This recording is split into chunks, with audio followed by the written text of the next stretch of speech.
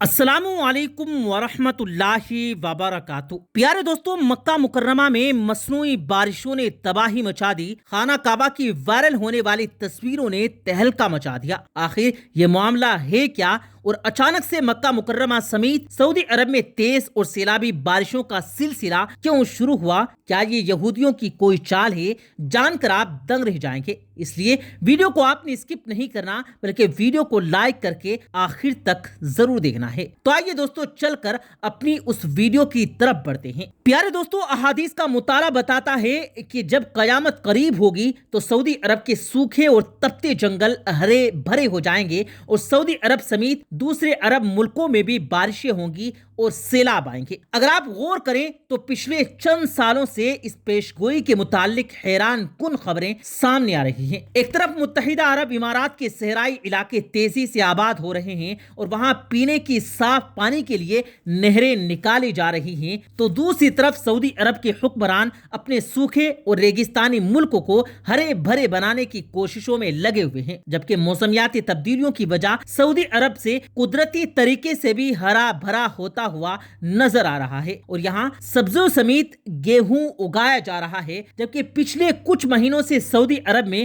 تیز بارشیں اور سیلاب نے صورتحال ایک دم بدل کے رکھ دی۔ پچھلے دنوں بھی یہ خبر وائرل ہوئی کہ سعودیہ کے مقدس شہر مکہ مکرمہ میں اچانک آنے والی تیز بارش کی وجہ سے سیلاب آ گیا اور لوگ سیلابی پانی میں بہنے لگے، جبکہ خانہ کعبہ کی وائرل تصاویر نے بھی تہلکہ مچا کے رکھ دیا۔ اس حوالے سے ایک سعودی شاعر نے میڈیا سے بات کرتے ہوئے بتایا کہ وہ جمعے کی نماز ادا کرنے خانہ کعبہ پہنچا۔ جب وہ گھر سے نکلا تو تیز دھوپ اور گرم ہوا چل رہی تھی۔ جب وہ حرم پاک کے حدود میں داخل ہوا تو اس نے محسوس کیا کہ موسم اچانک سے چینج ہو رہا ہے اور اب ٹھنڈی ہواؤں کے جھونکے آ رہے ہیں۔ وہ شخص بتاتا ہے کہ میں حرم شریف کے حد میں خانہ کعبہ کے سامنے بیٹھ گیا اور ذکر و اذکار کرنے لگا۔ میں اذان کا انتظار کر رہا تھا اور موسم کو انجوائے کر رہا تھا۔ اذان کے بعد جب ہم نماز ادا کرنے لگے تو ہوائیں اچانک سے تیز ہو گئی اور ہماری نماز ختم کرنے سے پہلے ہی بارش شروع ہو گئی۔ یہ عجیب منظر تھا کیونکہ کچھ لمحے پہلے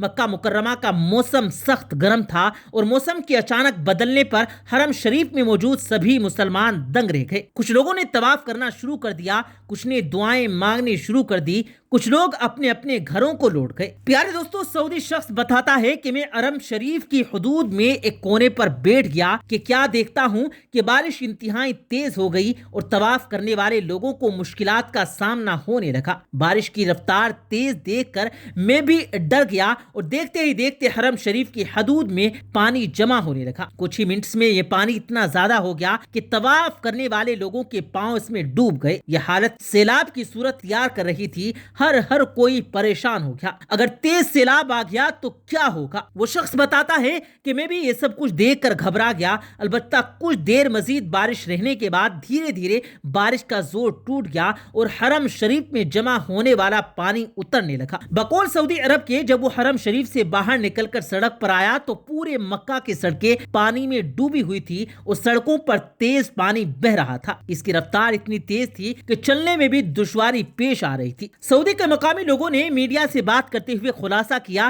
کہ یہ پچھلے چند سالوں میں ہونے والی بارش سے کہیں تیز بارش تھی جس نے آن کی آنان میں سیلابی کیفیت اختیار کر لی۔ کچھ لوگ اسے مصنوعی اور یہودیوں کی کارستانی قرار دینے لگے اور کچھ لوگوں نے اسے قیامت کی نشانی قرار دے دیا، کیونکہ احادیث میں آتا ہے کہ قیامت کے نزدیک عرب کی سرزمین ہری بھری ہو جائے گی اور یہاں بارشیں ہوں گی۔ قیامت کی نشانیاں تمام انبیاء کرام نے بھی اپنی اپنی امتوں کو بتائی، اور رسول کریم صلی اللہ علیہ وآلہ وسلم کے بعد کوئی نیا نبی نہیں آنے والا، اس لیے آپ صلی اللہ علیہ وآلہ وسلم نے اس کی نشانیاں سب سے زیادہ تفصیل سے ارشاد فرمائی تاکہ لوگ یوم آخرت کی تیاری کریں، اعمال کی اصلاح کر لیں اور نفسانی خواہشات میں انہماک سے باز آ جائیں۔ پیارے دوستو، اسلامی کتابوں کے مطابق آپ صلی اللہ علیہ وآلہ وسلم صحابہ کرام کو الگ الگ اور سب لوگوں کو جمع کر کے نشانیوں کی تعلیم فرماتے رہے۔ قرب قیامت کے حوالے سے रसूल करीम सल्लल्लाहु अलैहि वसल्लम ने इरशाद फरमाया कि लोगों पर एक ऐसा जमाना आएगा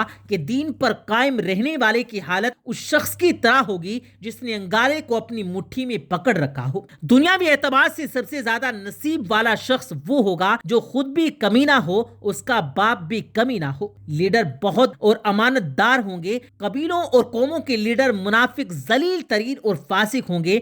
बाजारों के रईस फाजिर होंगे। पुलिस की ज्यादती होगी जो जालिमों की पुष्ट पनाही करेगी। बड़े ओहदे नाअहलों को मिलेंगे, लड़के हुकूमत करने लगेंगे। तिजारत बहुत फैल जाएगी, यहाँ तक कि तिजारत में औरत अपने शोहर का हाथ बटाएगी। मगर कसादबाजी ऐसी होगी कि नफा हासिल ना होगा। नाप तोल में कमी की जाएगी, लिखने का रिवाज बहुत बढ़ जाएगा, मगर तालीम सिर्फ दुनिया के लिए हासिल की जाएगी। कुरान को गाने बजाने का आला बना दिया जाएगा। रिया, शोहरत और माली फायदे के लिए गा गा कर कुरान पढ़ने वालों की ज्यादती होगी और फुकाहा की किल्लत होगी। उलमा को कत्ल किया जाएगा और उन पर ऐसा सख्त वक्त आएगा कि वो सुर्ख सोले से ज्यादा अपनी मौत को पसंद करेंगे। उस उम्मत के आखिरी लोग पहले लोगों पर लानत करेंगे। अमानतदार को खाइम और खाइम को अमानतदार कहा जाएगा। झूठे को सच्चा और सच्चे को झूठा कहा जाएगा। अच्छाई को बुरा और बुराई को अच्छा समझा जाएगा। अजनबी लोगों से हुस्ने सुलूक किया जाएगा